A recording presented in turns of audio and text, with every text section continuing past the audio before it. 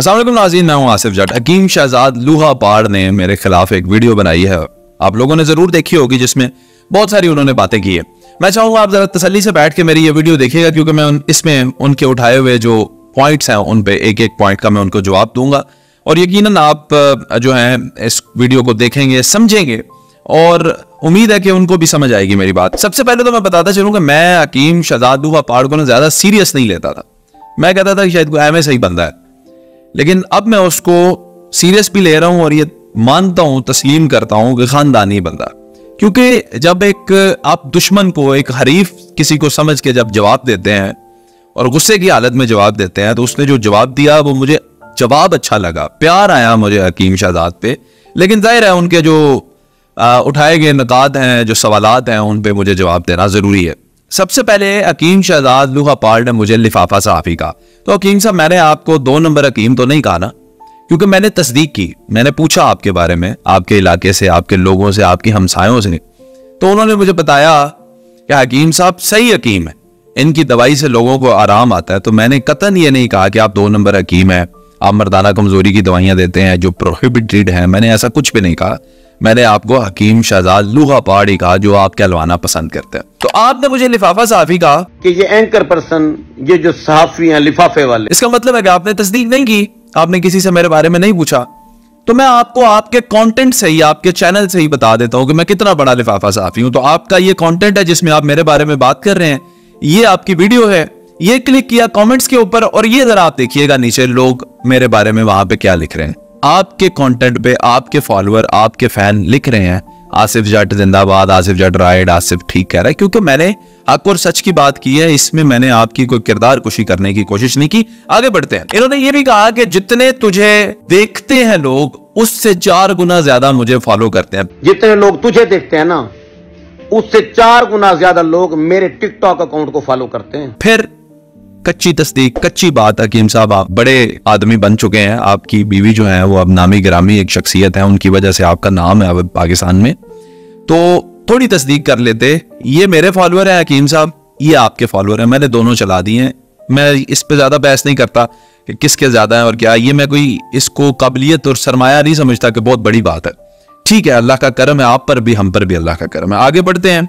आपने कहा कि मैंने आपको बताया था कि ये ग्लैमराइज करके पेश किया जा रहा है कि आपको बाज़ औक़ात नहीं भी समझ आती कि आप क्या कर रहे हैं, तो ये ग्लैमराइजेशन ही है।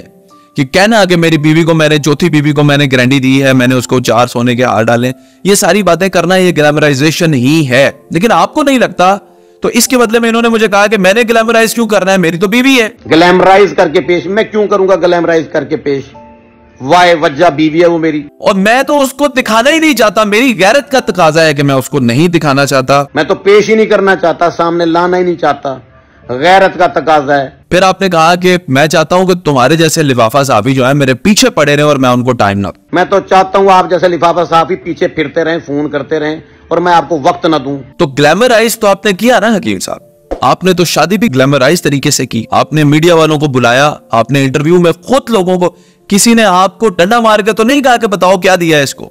आपने अपने शौक से, अपनी मर्जी से, अपने होशो हवास में ये बयानात दिए। तो गारंटी गाड़ी मैंने लेकर दी है, वो 4 सेट सोने के मैंने इसको दी। इसी को ग्लैमराइजेशन कहते हैं। और मेरा ख्याल है कि आप शायद इस लफ्ज के मतलब को भी सही तरह से समझ नहीं पाए कि ग्लैमराइजेशन क्या होती है। वो चीज जो अवामी सतह पे आम इंसान की दस्तरस में नहीं है, उसको आप इतना बढ़ा चढ़ा के पेश करें कि जैसे ये आम बात है, इसी को ग्लैमराइजेशन कहते हैं।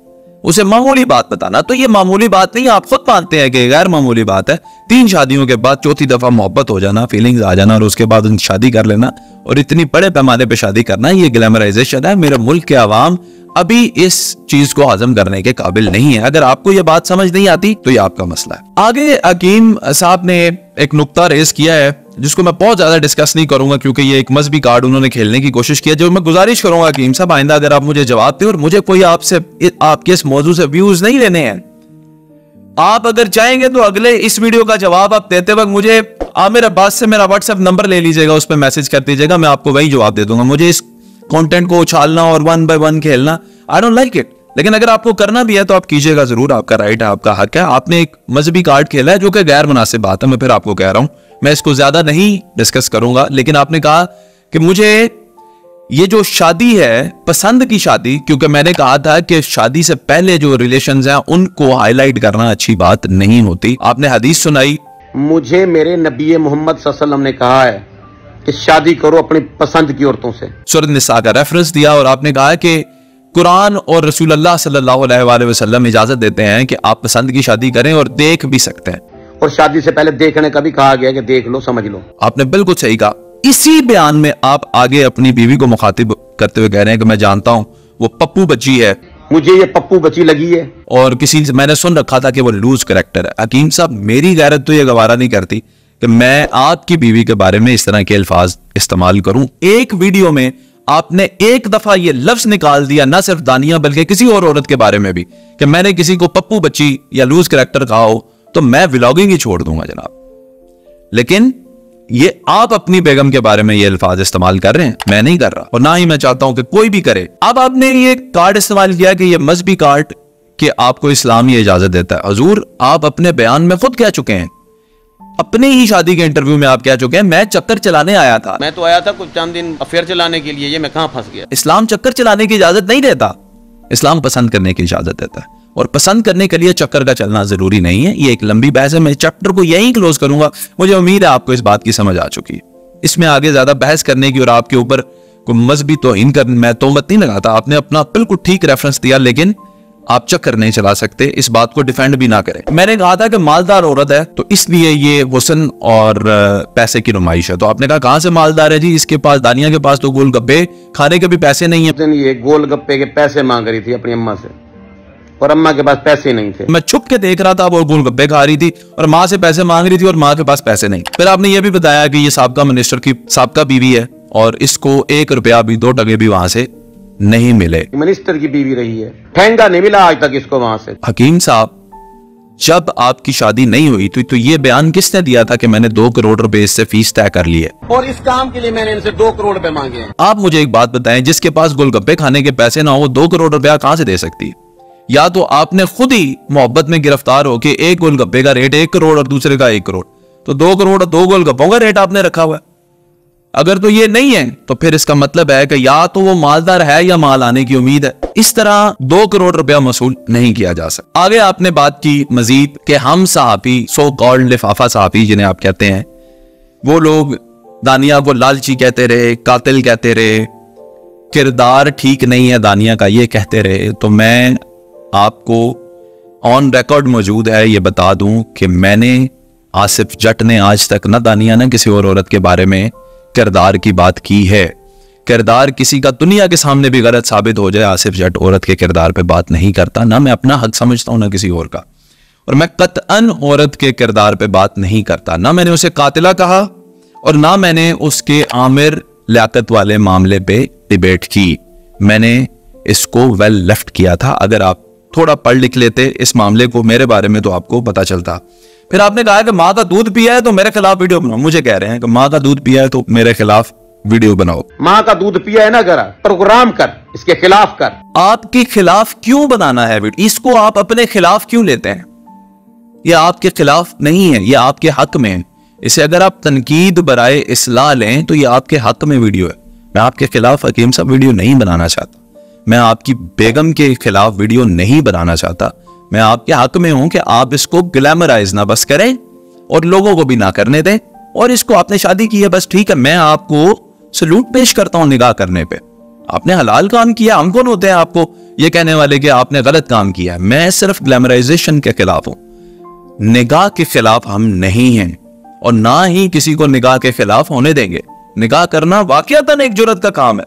बुराई करना इस माशरे के अंदर आसान है, अच्छा काम करना मुश्किल है। और मैं ये जानता हूं दूसरी या तीसरी चौथी शादी करना मर्द के लिए कितने प्रेशर की बात है। I totally respect you on this regard, लेकिन इसका ये मतलब कतन नहीं है कि आप ये कहेंगे जी मेरे खिलाफ वीडियो बनाओ और मेरी बेगम के खिलाफ वीडियो बनाओ। नहीं, हम ना आपके खिलाफ है ना आपकी बेगम के खिलाफ है। हम इस सोच के खिलाफ हैं कि जो सोच ग्लैमराइज करती है शादियां ऐसे करना जिसके अंदर नमूदो नुमाइश हो। और आपने कुरान का रेफरेंस दिया तो आपको इस मामले में भी कुरान का रेफरेंस और हदीस का रेफरेंस आपके पास होगा कि शादी को सादगी से करना चाहिए। आपने एक और बात की कि मैंने पाकिस्तान के नौजवानों को गैरत दिलवाई है, उनका खून जो है वो मैंने खोल दिया है कि खून उनका खोले। गैरत दिलवाई है मैंने नौजवानों को, खून गरमा दिया है। आपने बेगैरत का लफ्ज इस्तेमाल किया कि बगैर तो मैंने 4 कर लिए, तुमसे एक नहीं होती। तुमसे एक शादी नहीं होती, मैंने 4 कर ली हैं। जो कौम के नौजवान आपको फॉलो करते हैं, अगर आप उन्हें बगैर तो कहेंगे, आप में और शायद अनवर में कोई फर्क तो नहीं रहेगा। आप इनको बगैर तो ना कहें, ना ही इनका खून खोलने के लिए इतना ही सस्ता खून है कि आप खुलाते रहे उनका ये दिखा के। फिर जब मैं कहता हूं कि हकीम शहजाद जो है वो ग्लैमराइज करते हैं, तो आप कहते हैं नहीं नहीं नहीं नहीं नहीं नहीं नहीं, मेरी गैरत का तकाजा, मैं सामने नहीं। दूसरी तरफ आप नौजवान को दिखा के दानिया को ये खून उनका खुलाते, देखो मैंने ज्योति कर ली है। हकीम साहब, आपके कौल और फेल में तजाद है, उसको ठीक करने की जरूरत है। एक तरफ आप कहते हैं कि मैं बिल्कुल भी इसको ग्लैमराइज नहीं करता, दूसरी तरफ आप नौजवान को मोटिवेट भी कर रहे हैं। और हुजूर, आपके कौल और फेल में तजाद है, ज्यादा मसले की बात नहीं है। आपने शादी की, आपको मुबारक, आप इसको संभालें, अल्लाह आपको हमेशा सलामत रखे, साथ में रखे। लेकिन अगर आप इसको सादगी से करें, लोगों के सामने इसका चर्चा ना करें और लोगों को 4-4 शादियां करने का ना कहें। आपने पहली शादी की है, दूसरी की है, तीसरी की है, अगर आप फैमिली वैल्यूज में रहते हैं, आपको मॉरल वैल्यूज का पता है, तो आप बताएं लोगों को, सच बताएं कि कितना मुश्किल है इस माशरे के अंदर सरवाइव करना और रहना। आपको अल्लाह ने इस्तिताअत दी है हकीम साहब, आप 4 शादियां बैक वक्त रख सकते हैं। हर शख्स नहीं रख सकता, लेकिन ख्वाहिशमंद तो सारे मर्द हैं। तो आप बताएं, ये जायज बात कर रहे हैं आप ना जायज बात।